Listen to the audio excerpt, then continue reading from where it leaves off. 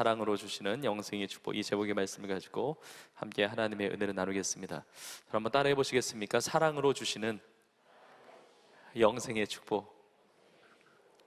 네, 이 사랑은 세상이 주는 사랑이 아닙니다. 이 사랑은 하나님의 사랑이고 또 우리 주님의 사랑입니다. 정말 바라고 기대하고 원하기는 오늘 예배 자리에 계시는 여러분 모두가 하나님의 사랑이 어떠한 것인지, 주님의 사랑이 어떠한 것인지 우리 간증을 통해서 들었듯이 그 주님의 사랑이 어떠한 것인지를 내가 누리게 되고, 그리고 사랑을 통해서 주시는 영원한 생명이 있습니다. 영생이 있는데 여러분 그 영생의 축복을 다 누리시기를 간절히 소망합니다. 함께 예배드리는 우리 청년들과 우리 성도님들을 정말 너무 축복하고 사랑하고, 특별히 오늘 교회 처음 나오신 분들이 많이 계실 겁니다.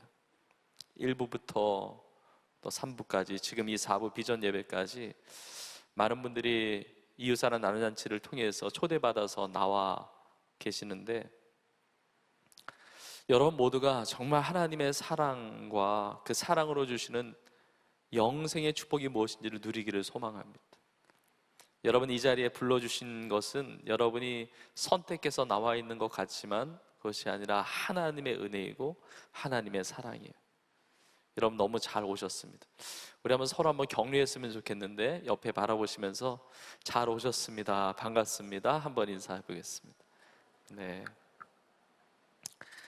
우리 한 번 더 인사합시다. 그렇게 서먹서먹하게 인사하지 말고 마음으로 한 번 더 서로를 바라보시면서, 내 힘으로는 사랑할 수 없지만 주님의 마음으로 사랑할 수 있거든요. 이렇게 고백하겠습니다. 사랑합니다, 축복합니다 한번 고백하겠습니다. 네, 정말 주님의 사랑과 축복이 임하기를 원합니다. 우리가 받은 사랑이 너무 크고, 우리가 왜 이웃사랑 나눔 잔치를 하겠습니까? 주님께 받은 사랑이 너무 크니까 그 사랑을 나누는 겁니다. 그리고 주님께서 베풀어 주신 축복이 너무 크기 때문에, 너무 놀랍기 때문에 그 축복을 함께 나누는 겁니다. 저는 이 시간에 오늘 우리가 읽은 이 본문의 말씀과 함께 성경의 여러 구절들을 여러분과 함께 나누려고 합니다.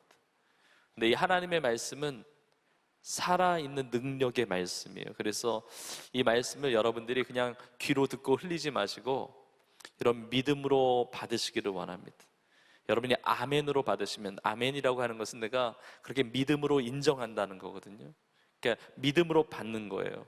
이렇게 받으면 이 말씀이 내 삶에 역사합니다. 내 삶에 축복이 되고 능력이 되고, 특별히 영생을 주시는 이 구원의 은혜를 누리게 되는 것입니다.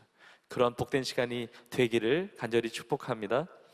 여러분 성경이 전체 신구약 성경 66권으로 되어 있고, 장수만 보더라도 1100장이 넘고, 또 구절들은 또 얼마나 많겠어요.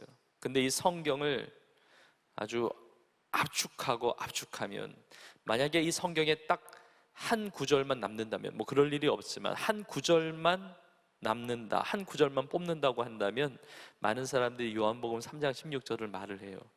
왜냐하면 요한복음 3장 16절의 말씀에 하나님이 어떤 분이신지 나와 있고, 우리를 위해서, 나를 위해서 어떤 일을 해주셨는지, 그리고 내가 어떻게 구원을 받을 수 있는지가 분명하게 나와 있기 때문에 그렇습니다. 요한복음 3장 16절에 이렇게 기록되어 있습니다.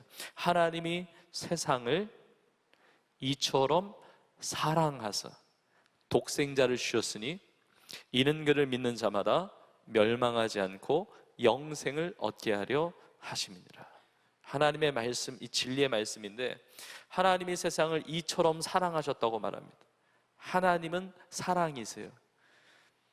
하나님은 나를 미워하시는 분도 아니고, 하나님은 나에게 무관심하신 분도 아닙니다.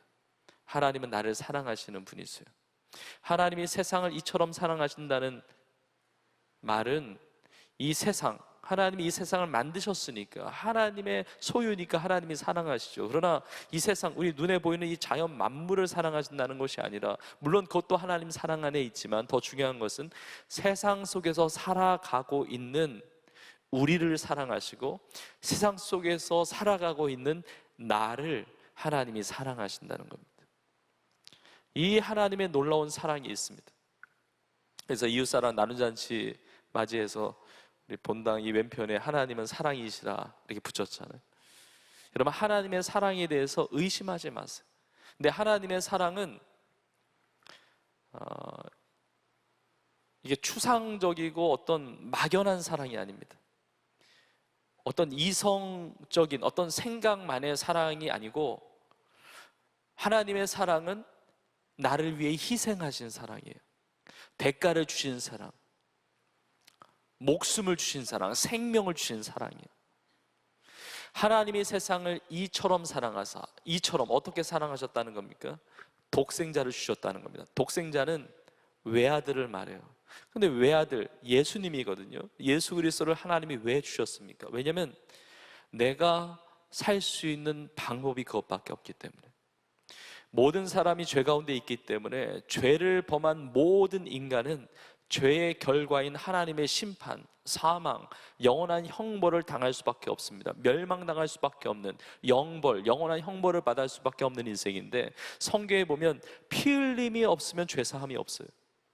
그런데 모든 사람이 죄를 범했기 때문에 나의 죄를 대신하여 대신 피를 흘려서 내 죄를 씻어줄 인간이 세상에 존재하지 않는 거예요. 그러니까 하나님이 나를 너무 사랑하시기 때문에 방법이 없으니까 하나님의 아들이신 예수님을, 죄가 없으신 우리 예수님을 인간의 몸을 입고 이 땅에 보내주시고, 그리고 우리의 죄를 대신하여, 나의 죄를 대신하여 십자가에 피 흘려 대신 죽게 하시고, 그리고 3일 만에 사망 권세를 깨뜨리시고 부활의 첫 열매가 되셔서 다시 살게 하신, 부활하게 하신 하나님의 놀라운 사랑이 있는 겁니다.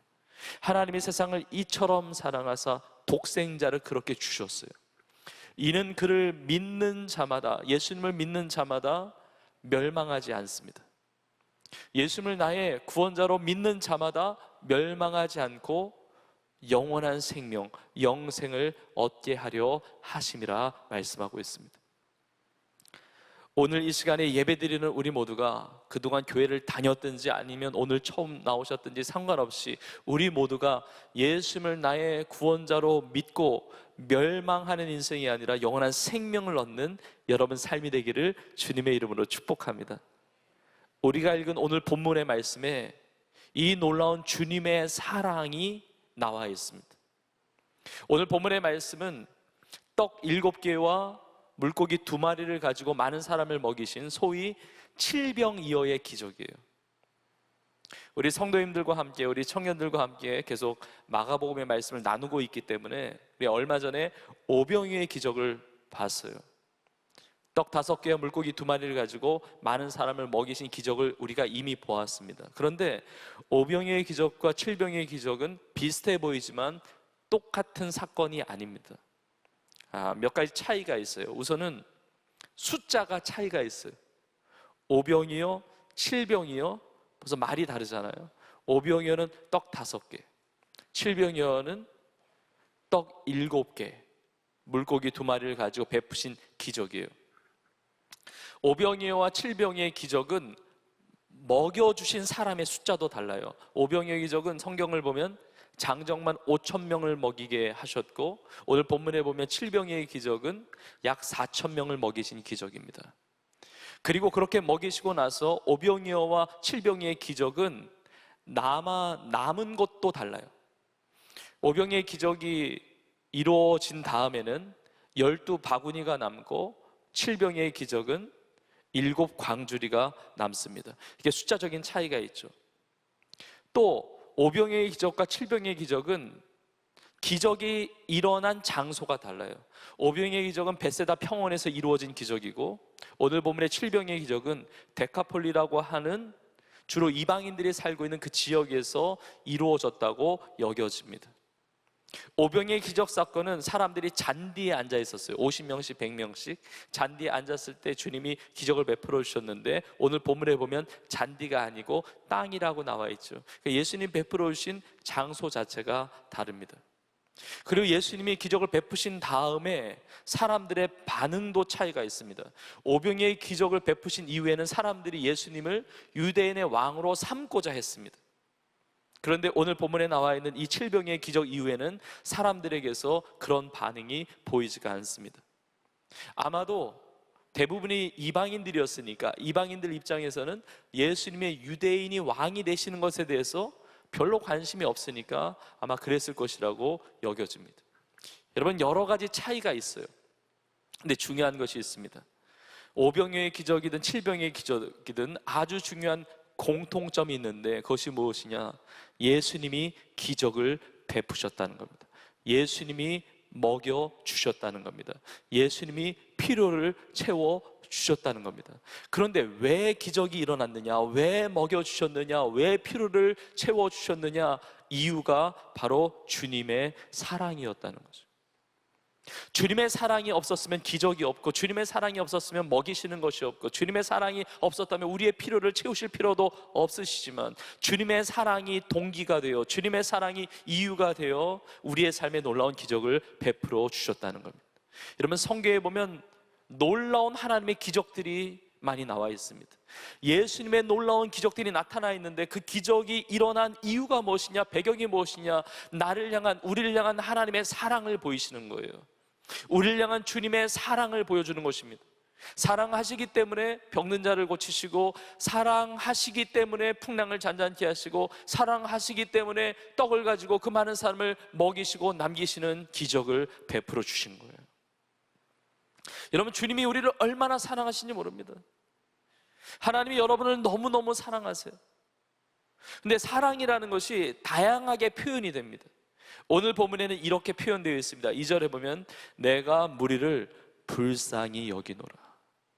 이 주님의 사랑이 불쌍히 여긴다는 표현으로 나와 있습니다. 주님은 우리를 불쌍히 여기시는 분이에요. 긍휼히 여기시는 분이세요. 우리가 이걸 자칫 오해하면 그런 분이 있을 수 있어요. 누가 나를 불쌍히 여긴다? 되게 기분 나쁠 수 있어요. 나를 왜 불쌍히 여겨? 내가 먹을 것이 없어, 집이 없어, 뭐 돈이 없어, 내 인생이 왜 그렇게 불쌍해? 왜 나를 불쌍히 여겨? 기분 나쁠 수 있단 말이에요. 또 내가 누군가를 불쌍히 여긴다는 것 자체도 맞지 않는다고 생각할 수 있어요. 내가 무슨 자격으로 다른 사람을 불쌍히 여겨? 근데 이것이 우리 안에서의 관계, 인간관계 안에서라고 한다면 그렇게 생각할 수 있어요. 근데 이 불쌍히 여기시는 이 관계는 우리 안에서 인간관계 이야기가 아니라 주님과 나와의 관계입니다. 하나님과 나와의 관계예요. 하나님과 나는 다른 존재예요. 하나님은 나를 지으신 분이세요. 하나님은 불가능이 없으신 분이세요. 나는 죄로 인하여 영원히 죽을 수밖에 없는 인생이지만 하나님은 구원을 베푸실 수 있는 능력의 하나님이세요. 그렇기 때문에 주님이 나를 불쌍히 여기신다는 것은 내가 기분 나빠할 일이 아니라 그것은 주님의 은혜입니다. 왜냐하면 주님이 나를 너무 소중히 여기신다는 거예요.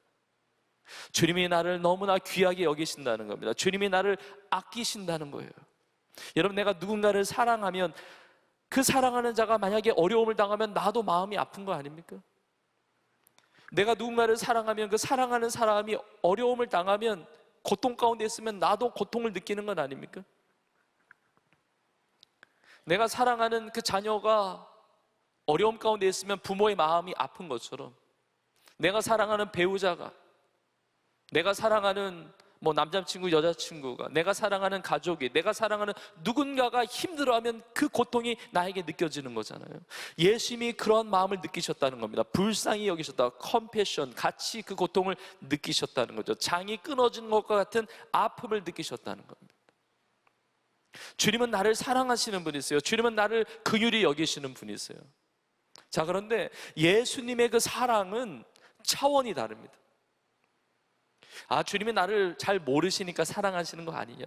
사실 나를 잘 아시면 사랑하지 못하실 텐데, 나는 사랑받을 자격이 없는데, 내가 얼마나 연약한 존재인지 모르시니까, 내가 얼마나 죄 가운데 망가진 인생을 살았는지 모르시니까, 그러니까 나를 사랑해 주시는 것 아니냐? 주님이 나를 잘 모르시면서 불쌍히 여기시는 것 아니냐? 우리 생각할 수 있습니다. 여러분, 그러나 그렇지 않습니다. 주님은 나를 너무 잘 아세요. 나의 모든 것을 알고 계세요. 나의 모든 것을 알고 계심에도 불구하고, 그럼에도 불구하고 나를 사랑하시는 분이세요. 사랑받을 자격이 있어서 사랑하시는 게 아니라 그럼에도 불구하고 나를 사랑하시는 분이세요. 그래서 로마서 5장 8절에 이렇게 말씀하고 있습니다. 우리가 아직 죄인 되었을 때, 우리가 아직 죄인 되었을 때에 그리스도께서 우리를 위하여 죽으심으로 하나님께서 우리에 대한 자기의 사랑을 확증하셨느니라 말씀하고 있습니다. 우리 아직 죄인 되었을 때, 내가 하나님의 사랑을 받을 자격이 없을 때, 그때 예수 그리스도께서 우리를 위하여 죽어지심으로 하나님께서 우리를 얼마나 사랑하시는지 확증하셨다고 그래요. 확실하게 증거하셨다는 겁니다. 우리 주님은 나에 대해서 모르시는 것이 없어요. 주님은 다 아세요. 오늘 본문에 보면 예수님이 뭐라고 말씀하세요? 내가 무리를 불쌍히 여기노라. 그리고 뭐라고 말씀하세요? 이들이 나와 함께 있은지 이미 사흘이 되었고 먹을 것이 없다. 내가 만일 이들을 굶겨서 집으로 보내면 길에서 기진하리라. 이들 중에는 멀리서 온 사람도 있느니라. 여러분, 예수님이 모르시는 것 같은데 다 아십니다. 멀리서 왔는지 가까이서 왔는지, 지금 며칠을 굶었는지, 얼마나 배고파 하는지, 그리고 이렇게 굶게 집으로 보내면 길에서 쓰러질 것까지 다 아세요. 주님은 나의 상황과 처지와 나의 한계를 다 알고 계십니다. 주님 나 모르시는 것 같은데 말하지 말라는 겁니다. 나 교회 처음 나왔는데, 나 주님 몰랐는데, 내가 몰랐을 뿐이지 주님은 모르시지 않으세요. 예수님, 저는 교회 처음 나왔어요. 주님 처음 만납니다. 뵙습니다. 예배 처음 드립니다. 저를 잘 모르시겠지만 말씀은 많이 들었는데 처음 나왔어요. 저는 몇 년생이고, 저는 어디 살고, 제가 잘하는 것은 뭐고, 저는 못하는 것은 뭐고. 여러분, 이런 것들이 의미가 없는 것이, 처음 나왔다 할지라도, 내가 주님에 대해서 아직 잘 모른다 할지라도 주님은 계속해서 여러분을 사랑해 오셨습니다. 여러분의 모든 것을 알고 계시는 분이에요. 창세 전부터 여러분을 택하시고 여러분을 지으신 분이 우리 하나님이세요. 나의 모든 것을 아세요. 내가 얼마나 답답한 마음을 가지고 살아가는지 아십니다. 여러분, 내 인생 모르실 것 같습니까? 다 아세요. 내 가정에 있는 여러 가지 상황들 모르실 것 같습니까? 다 아십니다. 내가 공부하는 상황, 직장생활을 하는 상황, 사업하고 비즈니스하고 어떤 인간관계에 아픔이 있고 내 마음에 어떤 어려움이 있는지 주님은 다 아세요. 내가 요즘에 뭐 때문에 속상한지 주님은 다 아십니다. 뭐 때문에 답답한지. 여러분의 억울함을 주님이 아세요. 나도 어찌할 수 없는 나의 부끄러움을 주님께서 아십니다. 내가 어디까지 버틸 수 있는지 나의 능력의 한계를 주님은 아십니다. 내가 어떤 부분이 약한지 주님은 다 아십니다. 다른 사람이 알지 못하는 나의 눈물을 아십니다. 나의 슬픔을 아세요. 나의 무기력함을 아십니다.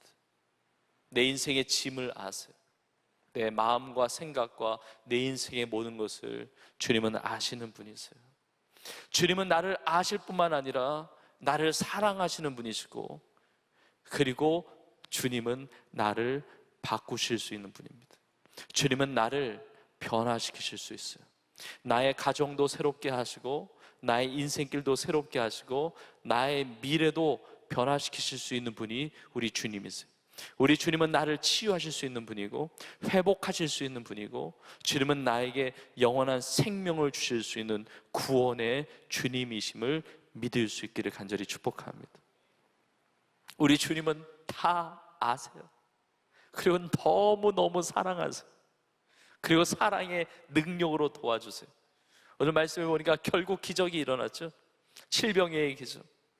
떡 7개와 물고기 2마리를 가지고 그 많은 사람을 먹이잖아요. 여러분, 이것이 무엇을 보여줍니까? 이건 있을 수 없는 일이 일어난 거예요. 어떻게 떡이 불어납니까? 제가 예전에 공부했던 과학 지식을 다시 들여다보니까 질량 보존의 법칙이라는 게 있더라고요. 또 제가 보니까 열역학 제1법칙이 있더라고요. 에너지 보존의 법칙이라고. 맞습니까? 이게 일어날 수가 없어요. 떡이 어떻게 이게 증가가 됩니까? 이건 있을 수가 없는 일이거든요. 이건 자연적인 것이 아니에요. 상식적인 것이 아닙니다. 일반적인 것이 아닙니다. 그래서 초자연적인 기적이라고 그러잖아요. 근데 이 모든 법칙들은 하나님이 만드신 거 아니에요? 하나님이 만드셨는데 주님께서 자신이 직접 그 법칙을 깨시는 거예요. 어떤 메시지가 있죠? 세상의 모든 것이 다 중요하지만 나의 자녀보다 소중하지 않다는 겁니다. 내 자녀를 돕기 위하여, 내 자녀를 살리기 위해서는 나는 우주를 쪼개서라도, 세상을 뒤집어서라도 나는 그 일을 하겠다는 놀라운 주님의 사랑이 나타나 있는 겁니다. 주님이 나를 너무나 사랑하셔서 나에게 베풀어 주신 가장 큰 최고의 기적이 무엇이냐? 나를 살리기 위하여 하늘보다 버리시고 인간의 몸을 입고 이 땅에 오셔서 나의 죄를 대신하여 십자가에 피 흘려 죽으시고 3일 만에 부활하신 놀라운 기적이에요. 여러분, 주님의 사랑을, 하나님의 사랑을 의심하지 말고 그 사랑을 누리실 수 있기를 주님의 이름으로 축복합니다. 자, 그런데 이 칠병이의 기적을 통해서 우리 가운데 주시고자 하시는 메시지, 그 하나님의 본심은 따로 있어요. 예수님께서 우리에게 이 양식을 주신다, 육신의 배고픔을 채워줄 수 있는 이 떡을 만들어 주신다, 이것보다 더 중요한 메시지, 우리가 정말 먹어야 하고 우리가 정말 받아야 되는 것이 있는데, 그것이 이제 두 가지인데 이게 두 가지가 연결되어 있습니다. 이 두 가지가 무엇인지 제가 잠시 여러분과 함께 나누고자 해요. 칠병이의 기적도 마찬가지고 오병의 기적도 마찬가지인데, 우리의 양식을 공급해 주시는 주님의 사랑을 보여주시면서 정작 나에게 주고 싶으신 것이 무엇이냐, 이 육신의 눈에 보이는 떡만이 아니라 내가 정말 먹어야 되고 내가 받아야 되는 것은 바로 하나님의 말씀입니다. 그래서 마태복음 4장 4절에 이렇게 이야기하고 있습니다. 예수께서 대답하여 이르시되 기록되었을 때 사람이 떡으로만 살 것이 아니요 하나님의 입으로부터 나오는 모든 말씀으로 살 것이라 하였느니라 하시니. 여러분, 우리가 떡이니까 조금 좀 이질적일 수도 있지만 떡이든 빵이든 밥이든 어떤 음식이든지 간에 내가 그걸 안 먹으면 살 수가 없잖아요. 먹어야 사는 거잖아요. 근데 육신의 산만이 아니고 인간의 큰 고통이 배고픔의 고통인데, 그것은 육체적인 배고픔만이 아니라 영적인 허기가 있는 겁니다. 이 세상을 살리는, 이 땅에서의 삶을 살리는 그 양식만이 아니라 영원한 삶을 살게 하는 것을 먹어야 되는데, 그것이 하나님의 말씀이라는 거예요. 하나님의 말씀, 하나님의 입으로 나오는 모든 말씀으로 살 것이나 그래요. 하나님의 입으로 나오는 모든 말씀을 기록한 것이 바로 성경이거든요. 그러니까 이 떡을 주시면서 떡도 주시는 분이에요. 예수님께서 우리에게 가르쳐 주신 기도를 보면 하늘에 계신 우리 아버지여 이름이 거룩히 여김을 받으시오며, 주기도문이죠. 중간에 보면 일용할 양식을 주옵시고, 일용할 양식, 우리가 일용할 양식을 주 앞에 구하면 우리가 매일에 주시는 그 양식도 하나님의 은혜로 공급해 주시는 거예요. 그것을 우리에게 공급해 주시지만, 그러나 떡으로만 사는 것이 아니고 더 중요한 것이 있는데 하나님의 말씀을 먹어야 된다는 거죠. 여러분, 하나님의 말씀을 먹어야 합니다. 하나님의 말씀으로 살아야 합니다. 여러분, 성경의 첫 장 첫 절이 창세기 1장 1절인데 태초에 하나님이 천지를 창조하시니라 나와 있습니다. 하나님이 온 우주 만물, 이 천지 만물을 창조하셨는데 1장 3절에 보면 하나님이 이르시되 빛이 있으라 하시니 빛이 있었고, 처음 빛을 창조하시는데 무엇으로 창조하셨냐면 하나님의 말씀으로 창조하셨어요. 여러분, 하나님의 말씀은 능력이 있습니다. 하나님의 말씀은 기적을 일으켜요. 하나님의 말씀은 권세, 권능이 있습니다. 그래서 히브리서 11장 3절에 이렇게 말하고 있습니다. 믿음으로 모든 세계가 하나님의 말씀으로 지어진 줄을 우리가 아나니, 보이는 것은 나타난 것으로 말미암아 된 것이 아니니라. 우리 눈에 보이는 모든 세계가 무엇으로 지어졌다고요? 하나님의 말씀으로 지어졌어요. 보이는 것은 나타난, 이미 존재한 것으로 보여진 것이 아니라 없던 것, 무에서 유를 창조하신 창조주 하나님의 역사인데, 그 창조주 하나님의 역사가 하나님의 말씀을 통해서 이루어졌다는 겁니다. 여러분, 우리가 음식도 나누고 이번에 이웃사는 단잔치 통해서 우리 성도님들 반찬도 나누고 여러 선물도 포장하고 지역사회를 섬기고 돕고 다 하지만 우리가 말씀을 받아야 돼요. 말씀을 먹어야 합니다. 말씀의 능력이 있어요. 히브리서 4장 12절에 보면 하나님의 말씀은 살아있고 활력이 있어 좌우의 날선 어떤 검보다도 예리하여 혼과 영과 및 관절과 골수를 찔러 쪼개기까지 하며 또 마음의 생각과 뜻을 판단하나니 말씀하고 있어요. 하나님의 말씀은 살아있는 말씀, 활력 있는, 운동력 있는 말씀이에요. 그래서 혼과 영과 및 관절과 골수, 영혼, 육을 찔러 쪼개는, 수술하고 새롭게 하는 하나님의 말씀이라는 겁니다. 여러분, 교회를 다니는 게 왜 축복이냐면, 교회를 나오잖아요. 교회를 다니면 우리 많은 사람을 사귀게 됩니다. 교제하게 됩니다. 그 안에서 위로를 받아요. 격려를 받습니다. 그리고 서로 기도해주고 또 함께 하나님의 일을 봉사하면서 내 인생에 어떤 활력이 생겨요. 근데 그것만이 아니라 더 중요한 것은 교회를 다니는 것이, 교회에 나오는 것이 왜 축복이냐면 하나님의 말씀을 먹게 되기 때문에 그래요. 하나님의 말씀을 얻게 되기 때문에 그래요. 신앙생활이 왜 축복이냐면 하나님의 말씀이 내 삶에 살아 역사하게 되기 때문에 그런 거예요. 여러분, 새로 오신 우리 새 가족들도, 처음 교회 나오신 모든 분들도 말씀을 먹어야 합니다. 말씀으로 자라야 됩니다. 우리 새 가족방 훈련을 통해서 말씀을 먹을 수 있어요. 구역 모임을 통해서 말씀을 먹을 수 있습니다. 모든 예배 자리를 통해서 하나님의 말씀을 먹을 수가 있습니다. 여러분 모두는 아침에도 말씀을 먹고, 새벽에도 먹고, 점심에도 먹고, 오후에도 먹고, 저녁에도 먹고, 밤에도 먹고, 벌써 아멘이 한 번 이상씩은 다 나와야 되는데, 하나님의 말씀을 주야로 묵상하는 자가 복 있는 사람이라고 이야기하고 있습니다. 여러분, 세상에 양식만 먹는 게 아니라, 음식만 먹는 것이 아니라 하나님의 입으로 나오는 모든 말씀, 이 성경을 먹고 성경의 능력, 그 말씀의 능력을 체험하며 살아가기를 주의 이름으로 축복합니다. 근데 말씀의 능력 중에 최고의 능력이 뭐냐면 나에게 영원한 생명을 줘요. 나에게 구원을 주신단 말이에요. 그것이 하나님의 말씀의 위력이에요. 그래서 야고보서 1장 21절에 이렇게 기록되어 있습니다. 그러므로 모든 더러운 것과 넘치는 악을 내버리고, 그 다음에 잘 보십시오.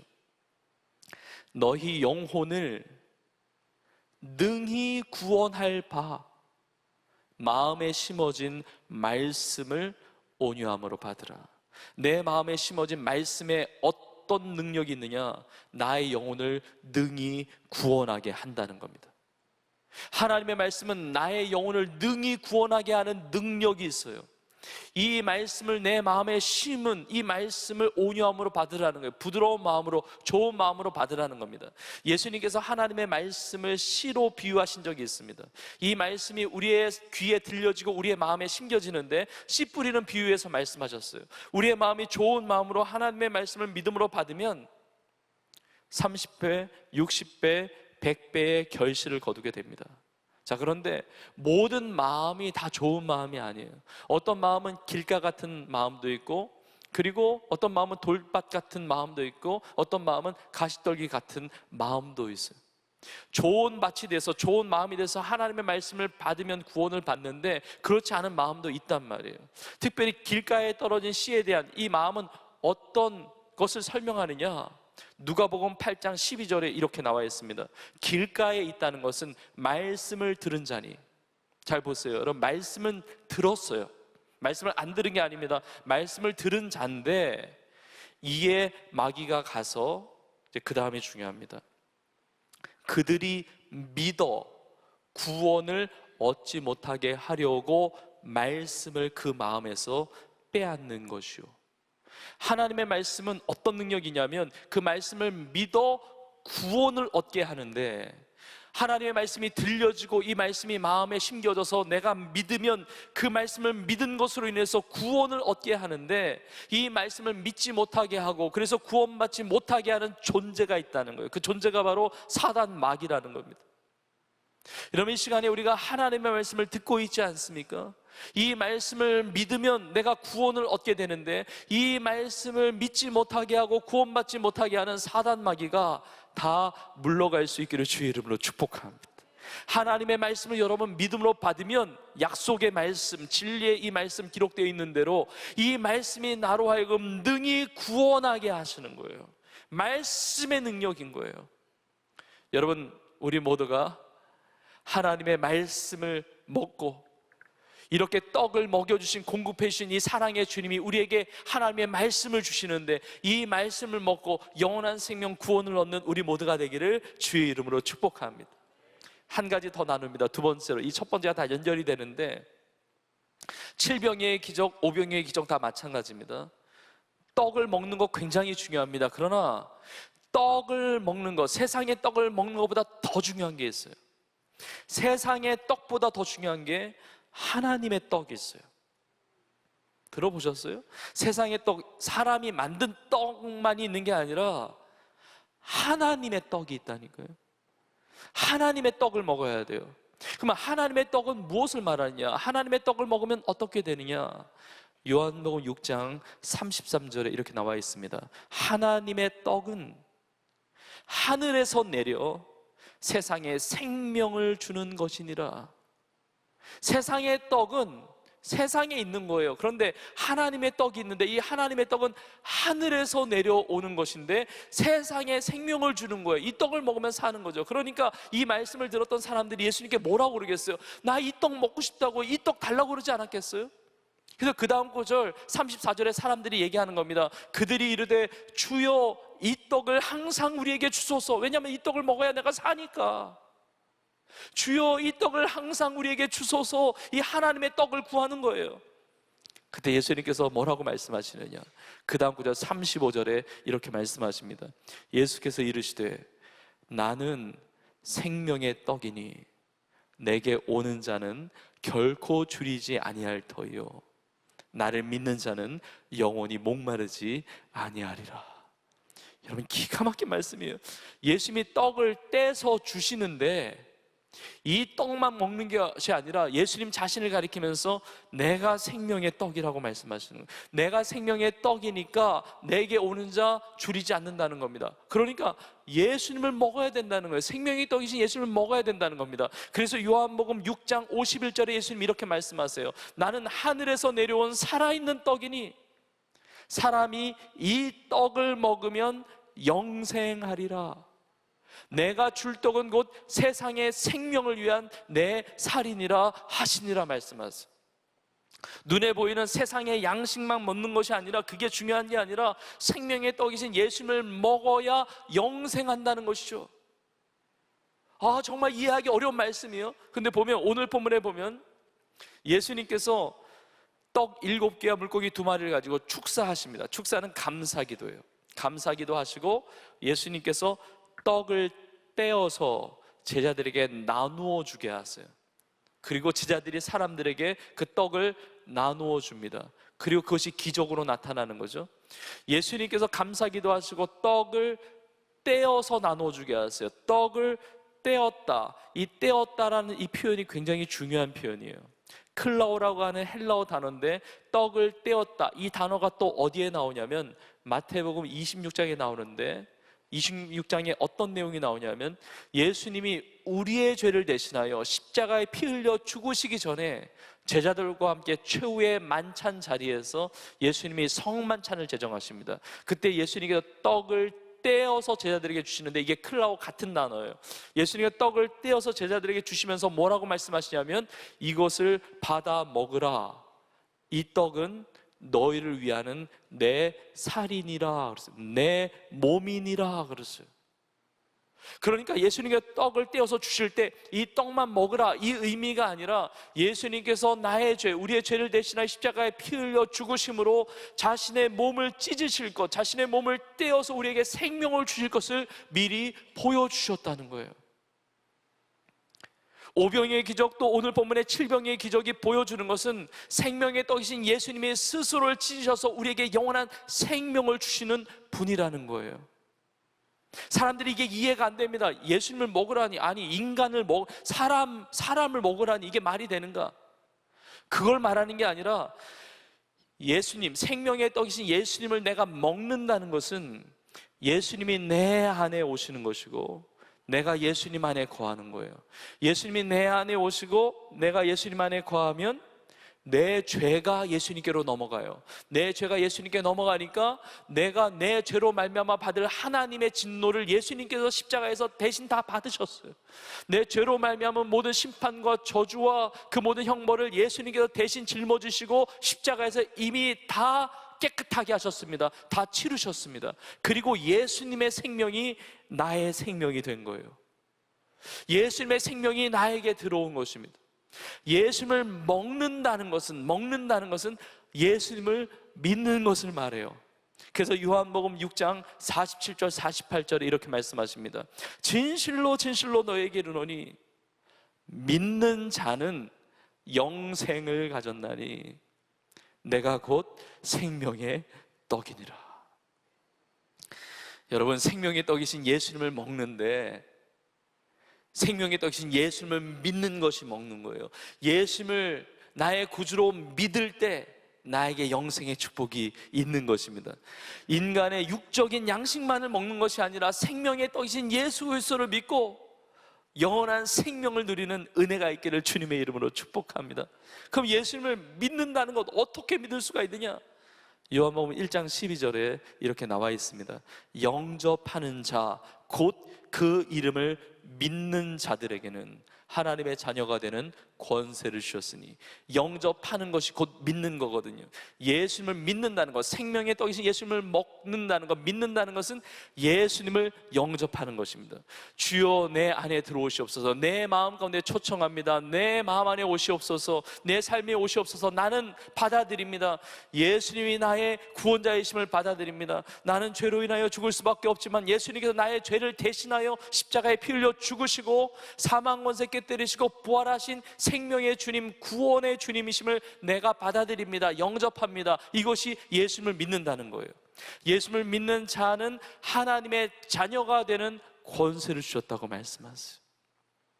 하나님의 놀라운 사랑 가운데, 주님의 놀라운 사랑 가운데 이 생명의 떡을 우리 가운데 주시는 것입니다. 오늘 설교의 이제 마지막 구절이에요. 내가 예수님을 믿고 영접하게 되면 어떻게 되냐면 우리의 입술을 통해서 고백하게 됩니다. 그래서 로마서 10장 10절입니다. 사람이 마음으로 믿어 의에 이르고 입으로 시인하여 구원에 이르느니라. 우리가 마음으로 믿어요. 마음으로 예수님을 믿어요. 나의 구원자로 믿어요.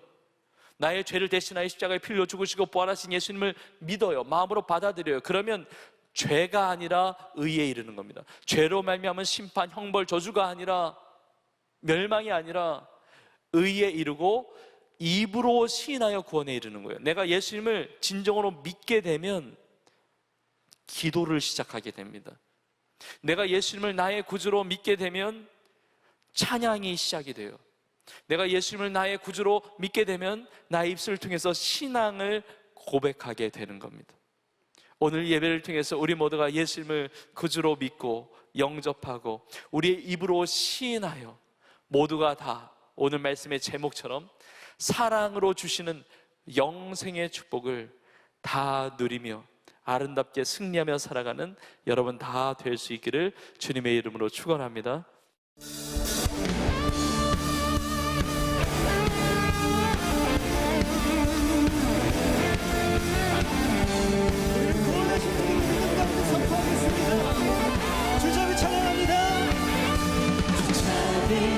주께 하네 모든 것 다해 찬양해 춤을 추며 찬양이 감사해 영광 춤추게 하네 온 땅에서 춤을 높이며 주의 영광 소리쳐 찬양해 넘쳐흐르는 용서받은 영혼 이제 주를 보내 우리 멈출 수 없어 우리는 춤추는 세대들이 주 크신 자비로 춤추리라 주의 자 우리 주님께 외치는 세대들이 놀라운 주 영광 외치리라 주의 영광을 우리 한 번 더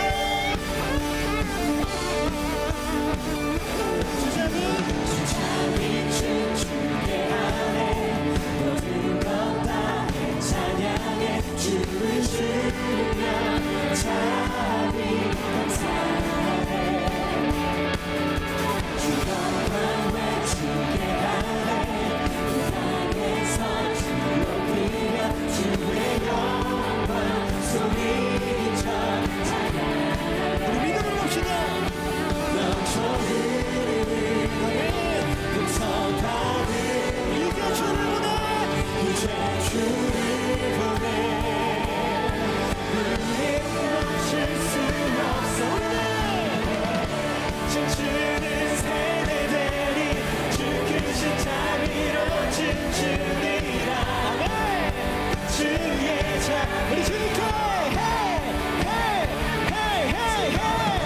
묻히는 세대들이 놀라운 주 영광 외치리라 주의 영광을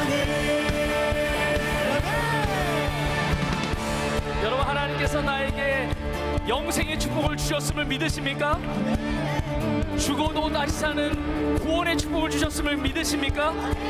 여러분, 그렇다면 슬퍼할 필요가 없습니다. 절망할 필요가 없습니다. 두려워할 필요가 없습니다. 주님이 나에게 영생을 주셨는데 영생과 함께 그 놀란 영생의 기쁨과 축복과 만족을 다 주신 줄로 믿습니다. 여러분, 담대하십시오. 여러분, 세상에서 다른 기쁨 때문에 춤추는 것이 아니라 나를 구원하시고 하나님의 자녀 삼아주신 이 영생의 축복을 누리는 이 감격 가지고 하나님을 찬양하며 춤추며 영광 올려드리며 살아가는 여러분 다 되시길 주 이름으로 축복합니다. 우리 고백하며 찬양하겠습니다. 넘쳐흐르는